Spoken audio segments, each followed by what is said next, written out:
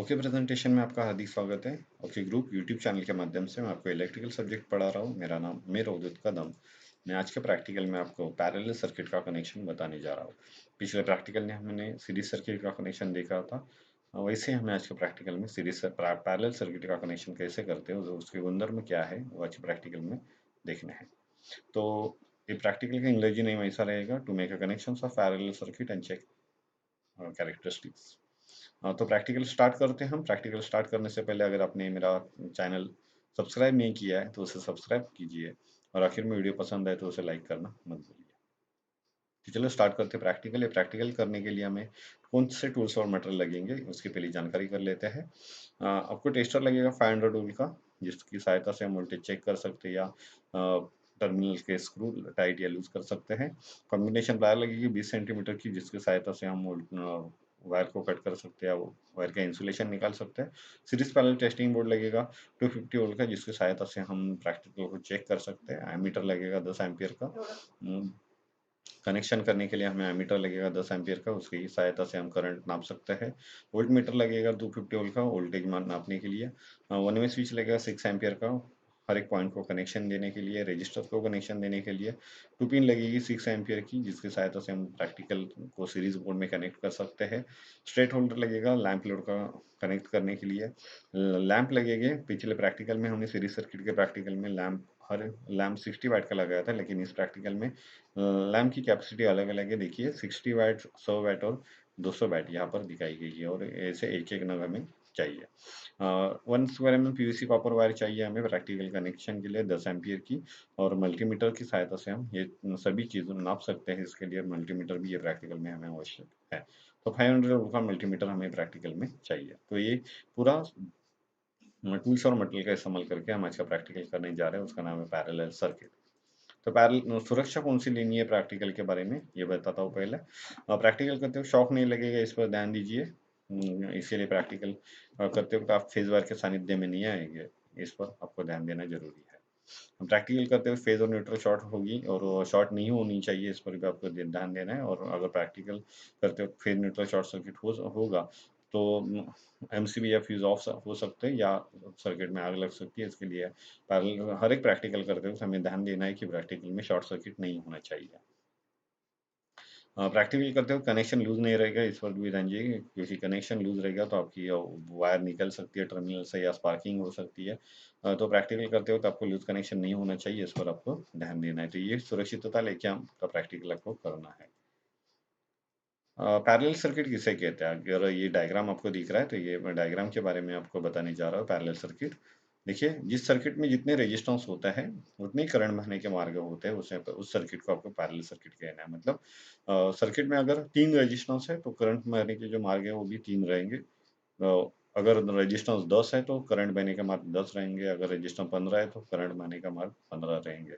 तो जितने रेजिस्टेंस है उतने ही करंट बहने के मार्ग जिस सर्किट में होते हैं उसे हम पैरेलल सर्किट कहते हैं। ये देखिए यहाँ से लाइव वायर आई है, अगर हर एक स्विच को फेज वायर दी गई है, और स्विच की सहायता से लैंप को हम चालू बंद करने वाले हैं। तो देखिए यहाँ पर ये एक कनेक्ट मार्ग तैयार हो गया, ये एक कनेक्ट सप्लाई सोर्स तैयार हुआ है, ये कनेक्ट सप्लाई सोर्स तैयार हुआ है। तो ऐसे सप्लाई सोर्स जितने रेजिस्टेंस है उतने सप्लाई सोर्स ये सर्किट में तैयार होते हैं, इसके लिए उसे पैरेलल सर्किट कहते हैं। हर एक स इस सर्किट में हर एक रेजिस्टेंस को इलेक्ट्रिकल सप्लाई की फेज और न्यूट्रल वायर स्वतंत्र कनेक्ट करते हैं। अगर आपने देखा होगा तो ऊपर से न्यूट्रल वायर लैंप को कॉमन की है, और नीचे से फेज वायर दी गई है। तो हर एक प्रैक्टिकल में ऐसे पैरेलल सर्किट इसे भी कहते हैं कि जिस रेजिस्टेंस को आप सेपरेटली सप्लाई कनेक्ट करते हैं, या फेज न्यूट्रल सेपरेटली देते हैं, डीसी में पॉजिटिव और नेगेटिव वायर सेपरेट देते हैं, तो उस सर्किट को आपको कौन सा सर्किट कहना है? पैरेलल सर्किट कहना है।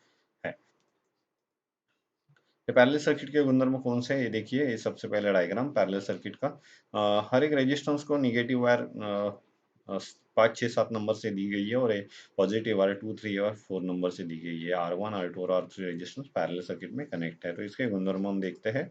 अ, हर एक रेजिस्टेंस को स्वतंत्र पद्धति में इलेक्ट्रिकल सप्लाई दिया जाता है। इसके लिए सप्लाई वोल्टेज और हर एक रेजिस्टेंस को मिलने वाला जो वोल्टेज है वो समान होता है। मतलब आपने हर एक रेजिस्टेंस को क्या दिया है इस सर्किट में? पॉजिटिव और नेगेटिव वायर। ये डीसी का है इसके लिए। अगर ऐसे रहेगा तो हर एक सर्किट में आपको हर एक रेजिस्टेंस को फेज और न्यूट्रल वायर स्वतंत्र रूप से देनी है। इसके लिए सर्किट में जितना वोल्टेज आया है उतना वोल्टेज आपको हर एक रेजिस्टेंस को देना है। तो इसके लिए वोल्टेज का सूत्र कौन-सा तैयार होता है, तो V बराबर V1 बराबर V2 बराबर V3 इसकी सहायता से मतलब अगर वोल्टेज में 230 वोल्ट आया है इनकमिंग, तो हर एक रेजिस्टेंस को R1 को भी 230 वोल्ट मिलेगा, R2 को भी 230 वोल्ट मिलेगा और R3 रेजिस्टेंस को भी 230 वोल्टेज ही मिलने वाला है। तो ऐसा पैरेलल सर्किट का इस्तेमाल हर एक जगह पर किया जाता है।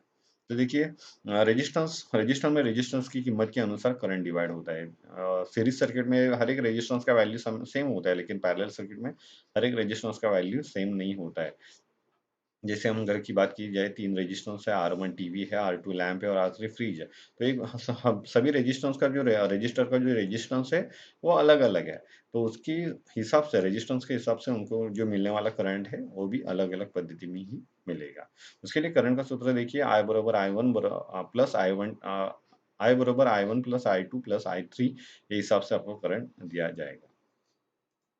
थोड़े आगे देखिए, हर एक रजिस्टर से बहने वाले करंट की जो बेरीज है वो टोटल करंट के बराबर होती है। जो हर एक रेजिस्टेंस में मिलने वाला जो करंट है आपको अगर निकालना है, तो आपको I बराबर आगे वाले सभी रेजिस्टेंस की बेरीज करनी है, तभी आपको टोटल करंट मिलेगा। पैरेलल सर्किट में पहले से ज़्यादा रेजिस्टेंस कनेक्ट करने पर सर्किट का टोटल रेजिस्टेंस कम होता है। अगर पैरेलल सर्किट में पहले 6 रेजिस्टेंस थे, उसमें आप अगर और अपने 2 रेजिस्टेंस कनेक्ट कर दिए, तो वो पैरेलल सर्किट का रेजिस्टेंस बढ़ेगा नहीं, वो क्या होगा, कम होगा। तो यही बताया गया है वाक्य में कि पैरेलल सर्किट में अगर आप रेजिस्टेंस को ज़्यादा जोड़ते हैं, तो हर एक रेजिस्टेंस में जो बहने वाला जो करंट है वो ज़्यादा होगा, लेकिन रेजिस्टेंस का जो प्रमाण है वो कम होता जाएगा।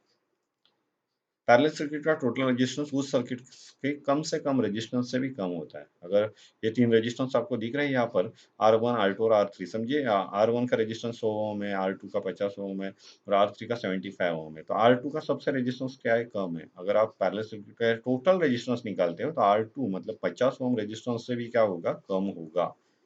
ये पैरेलल सर्किट का रेजिस्टेंस का सूत्र है, जिसकी सहायता से आप पैरेलल सर्किट का रेजिस्टेंस निकाल सकते हैं। ये प्रैक्टिकल करते हो तो आपको प्रोसीजर कौन-सी करनी है, देखिए। प्रैक्टिकल करते हो सभी साहित्य और मटेरियल आपको चेक करना है और उसके बाद ही आपको प्रैक्टिकल की शुरुआत करनी है। आगे देखिए, पैरेलल सर्किट की पूरी जानकारी लिए मैंने जैसे बताया कि पैरेलल सर्किट में रेजिस्टेंस असमान होता है, वोल्टेज समान होता है, रेजिस्टेंस असमान है तो करंट भी पैरेलल सर्किट में असमान ही रहेगा, वोल्टेज भी असमान रहेगा। पैरेलल सर्किट में एक रेजिस्टेंस बंद पड़ता है तो उसका असर बाजू वाले रेजिस्टेंस में नहीं होगा, वो चालू ही रहेंगे, क्योंकि एक ही रेजिस्टेंस ओपन हो सकता है। पैरेलल सर्किट में करंट बहने के मार्ग अनेक होते हैं, और पैरेलल सर्किट का जो टोटल रेजिस्टेंस है वो सर्किट में जो सबसे कम रेजिस्टेंस वाला वैल्यू है उससे भी कम होगा। तो ये पैरेलल सर्किट की पूरी जानकारी मैंने आपको पैरेलल सर्किट के गुणधर्म में दी है और प्रैक्टिकल को आपको चेक करना है। पैरेलल सर्किट का सर्किट डायग्राम के अनुसार आपको कनेक्शन करना है। जो सर्किट डायग्राम आपने देखा है उसके सर्किट डायग्राम के अनुसार आपको उसका कनेक्शन भी करना है।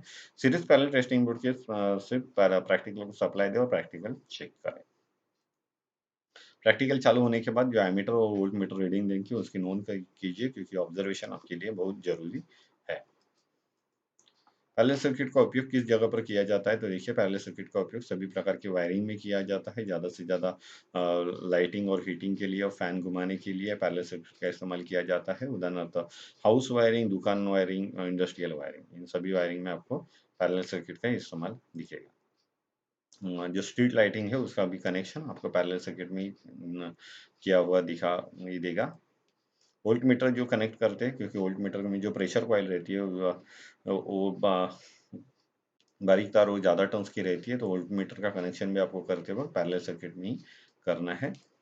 बैटरी में अनेक सेल आप पैरेलल सर्किट में कनेक्ट करेंगे तो उसकी करंट कैपेसिटी बढ़ाने के लिए आपको पैरेलल सर्किट का इस्तेमाल बैटरी में भी आप कर सकते हैं। तो इन सभी जगह पर आपको पैरेलल सर्किट दिखेगा। ये ऑब्जर्वेशन टेबल देखिए, R1 है 60 वाट का लोड दिखा रहा हूँ पहले। R1 60 वाट का है, R2 100 वाट का है और R3 200 वाट का है। मतलब हर एक लोड जो है वो अलग-अलग कैपेसिटी का है। इसके लिए यहाँ पर लास्ट रीडिंग में आपको दिखेगा जो रेजिस्टेंस है वो अलग-अलग हो चुका है। मतलब R1 का रेजिस्टेंस सबसे ज़्यादा है, मतलब 60 वाट जो कम वैट का लैंप है उसका रेजिस्टेंस सबसे ज़्यादा है, और वो जिसका रेजिस्टेंस सबसे ज़्यादा जिसका वैटेज सबसे ज़्यादा है उसका रेजिस्टेंस सबसे कम है। तो जैसा वैटेज यहाँ पर लोड अलग-अलग दिख रहा है, वैसा ही रेजिस्टेंस आपको अलग-अलग दिखेगा, क्योंकि पैरेलल सर्किट में रेजिस्टेंस असमान होता है। वोल्टेज सेम होता है क्योंकि पैरेलल सर्किट में आप हर एक रेजिस्टेंस को फेज न्यूट्रल वायर कनेक्ट करते हैं, तो पैरेलल सर्किट में मिलने वाला वोल्टेज भी आपको सेम दिखेगा। करंट पैरेलल सर्किट में आप जितना देंगे, जैसा रेजिस्टेंस है उसके हिसाब से उसको करंट मिलेगा। देखिए यहाँ पर 60 वैट के लैंप ने 0.30 एम्पीयर करंट लिया है, 100 वैट के लैंप ने 0.40 एम्पीयर लैंप करंट लिया है और 200 वैट के लैंप ने यहाँ पर 0.70 एम्पीयर करंट लिया है। तो ऐसे हर एक जो करंट है वो रेजिस्टेंस के हिसाब से मिलेगा। तो रेजिस्टेंस ही पैरेलल सर्किट में अलग-अलग क्षमता के हैं, तो करंट भी पैरेलल सर्किट में अलग-अलग क्षमता जैसे ही मिलेगा। तो ऐसे प्रैक्टिकल का ऑब्जर्वेशन टेबल है। ऑब्जर्वेशन टेबल देखने के बाद आपको समझ आया होगा कि पैरेलल सर्किट में जो करंट है वो असमान होता है, वोल्टेज समान होता है और रेजिस्टेंस है वो अलग असमान होता है और वैटेज जो है वो भी असमान होता है। तो ये 4 गुणधर्म आप ध्यान में रखिए पैरेलल सर्किट के। अगर ये प्रैक्टिकल के बारे में आपको क्वेश्चंस है, तो आप मुझे ज़रूर कमेंट बॉक्स में टाइप करके बता सकते हो, उसके आंसर भी आपको मैं कमेंट बॉक्स में ही बताऊँगा। ये प्रैक्टिकल की वीडियो आपको अगर पसंद आई हो तो वीडियो को लाइक कीजिए। Thank you.